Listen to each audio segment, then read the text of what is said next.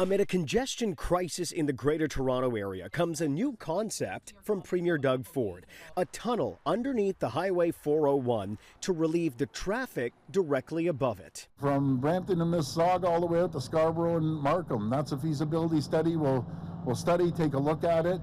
The province will conduct a feasibility study to determine what an underground expressway would cost, the potential length, number of lanes, and connections to other highways, and whether or not it could handle a transit line as well. Wouldn't it be great, if we had tunnels going both sides in the middle where we have transit? It'd be spectacular. That study, the Premier says, will determine the scope of the project. If they're telling me 30 kilometers is X, 40 kilometers is Y, and 70 or 60 kilometers is another cost, let's take a look at it.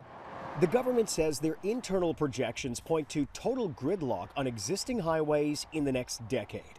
But critics are already calling this a fairy tale project that will likely, they say, have significant cost overruns with little immediate benefit. This would easily be a few $1 billion per kilometer, and this project would take decades. This is not a relief to congestion today. Political opponents also point to other projects currently being built by the Ford government that have yet to open. We've been waiting how long for the Eglinton LRT? How much disruption and how much cost overrun do we have to see before we understand that this is a government that can't find their way out of a paper bag? While it's unclear how long the feasibility study will actually take, the Premier seems to have already made up his mind. But I'll tell you one thing, we're getting this tunnel built. Raising questions about whether feasibility is practical or political.